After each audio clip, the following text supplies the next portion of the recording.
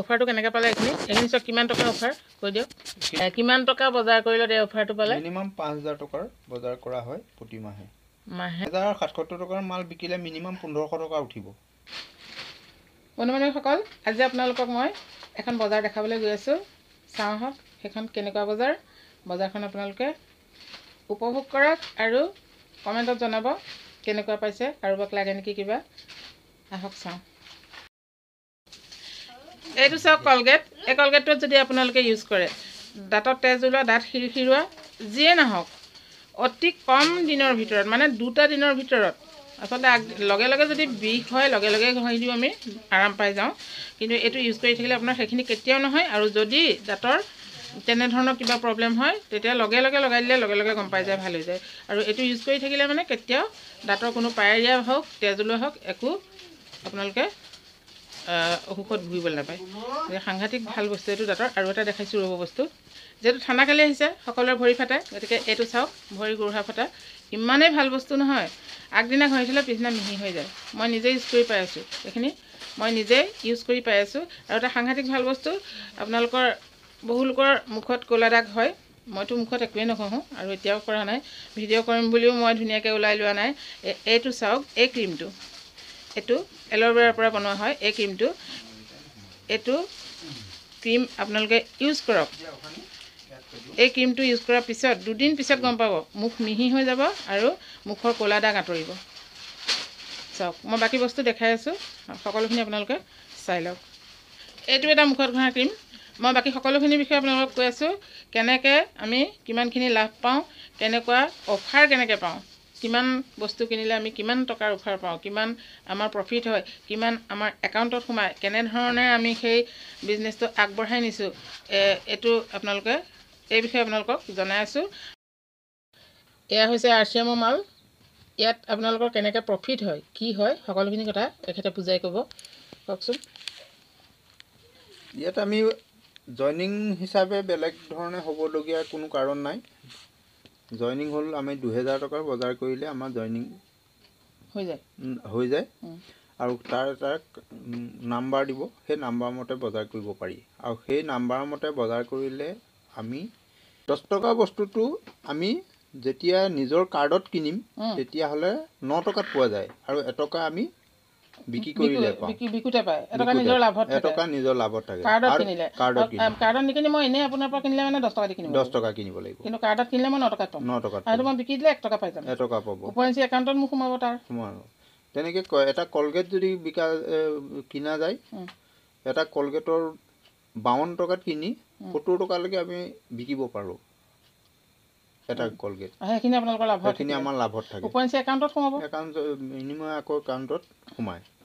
তেনেকৈ 1 লিটাৰ মিঠাতেল যদি আমি কিনো 10 টকা যদি বাহিৰত পাওঁ আৰু 10 টকা আমাৰ একাউণ্টতো সোমায়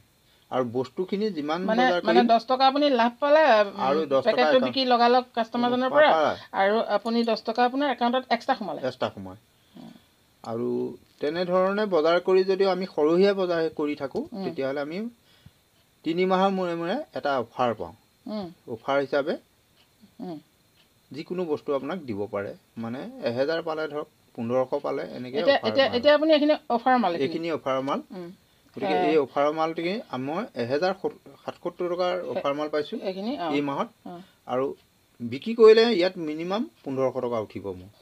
গতিকে বাকী পইচাটো মোৰ লাভ ভাল তেলটোতো বহুত ভাল তেল দেখাই দিয়ক এইটো RCMৰ তেলত দিয়ক এইটো তেল এই তেলটোৰ পেকেটটো কিমান দাম এইটো এতিয়া 93 টকা কিমান 193 টকা কাৰ্ডত লয় আৰু আমি বিক্ৰী কৰিলে 200 টকা বিকোঁ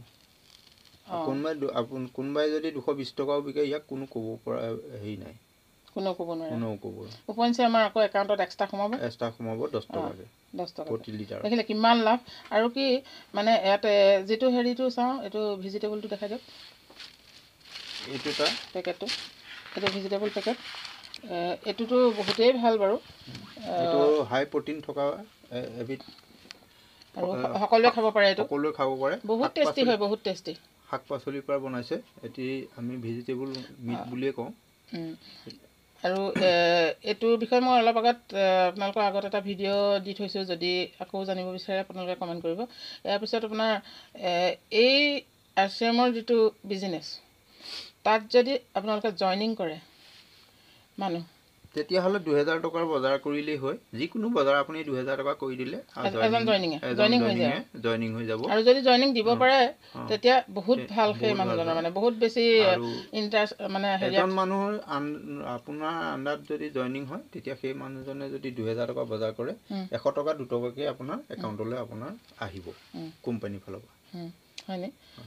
আৰু এইটো মাহে এইটো দৰমহা নিচিনাকৈ সোমাই থাকে। যিমান মানুহ সোমাব ইয়াত সিমানেই প্ৰফিট হয়। মানুহ যিমান সোমাব সিমান প্ৰফিট হয়। আৰু মানুহ নোসোমোৱালেও নিজে বজাৰ কৰি খাই থাকিলেও, প্ৰতিটো বস্তুৰে ইয়াৰ কোনো ইয়াত বিশেষকৈ কেমিকেল বোলা বস্তুটো আমাৰ কোনো বস্তুত নাই, সেইটো আমি ক'ব পাৰোঁ। বহুত ভাল, যি বস্তু আপুনি চেম্পু পেকেটৰ পৰা ধৰি এইখিনি প্ৰকৃততে বস্তুটো বেয়া কৰে, গতিকে কেমিকেল আৰু আছে নথকা বস্তু প্ৰতিটো বস্তু। আৰু বাকীখিনি আপোনালোকক দেখুওৱা নাই, এই বস্তুটো চবেই পাব ইয়াত। আপুনি যি মন যায় তাকে ব্যৱহাৰ কৰিব পাৰিব। এইটো উজালা, এইটো উজলা, এইটো মূৰত ঘঁহা তেল, এইটো কলগেট আছে। কলগেটটো বহুত ভাল, আপোনাৰ দাঁতৰ বিষ মুঠতে একোৱে নহয়। অকণমান দাঁত সিৰসিৰালে আপুনি এইটো কলগেটে দাঁত ব্ৰাছ কৰি দিয়ে। বাকী মোৰ এইবোৰ বজাৰ কৰাই আছে প্ৰতিবোৰ। এইখিনি চাওক, ধূপ আছে আৰু নালাগে থক, হ'ব চববোৰ নুলিয়াওঁ এই যে চব দেখাই দিছে। আৰু আছে, যিহেতু গোটেইখিনি দেখুৱাব পৰাটো সম্ভৱ নহয়, ইয়াতে দেখাওঁ কি আছিলে বস্তু এটা, ধূপ আছে আৰু কিবা বস্তু এটা দেখাওঁ বুলিছিলোঁ। এইটো উজলাটো ইমান ধুনীয়া নহয়, কাপোৰ মানে বহুত ধুনীয়া হয় এই উজলাটো। কাপোৰ পেকেট, চেম্পু আছে, বিষম মলম আছে, এই কলগেটটো কৈছিলোঁ, কলগেট আছে। কলগেটটো বহুত ভাল হয়, কলগেট আপোনাৰ এইটো কলগেট চাওক, কলগেটটো মানে ইমানেই ভাল হয়, এইটো ইউজ কৰি আছোঁ আমি, বহুতেই ইউজ কৰিছে, য'ত বহুত ভাল। আহক RCM আপোনালোকে জইন কৰক, ইউজ কৰক। যদি আপোনালোকে জইন কৰিব বিচাৰে কমেণ্টত জনাব, সকলোখিনি মই সুবিধা কৰি দিম। চাওক কেনে পালে জনাব, এইখিনি আমি কৰি আছোঁ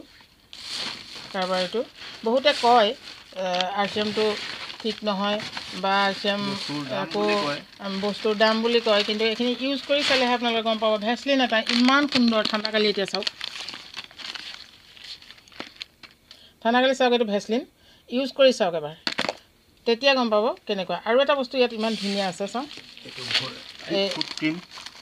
এইটো ভৰি ফটা,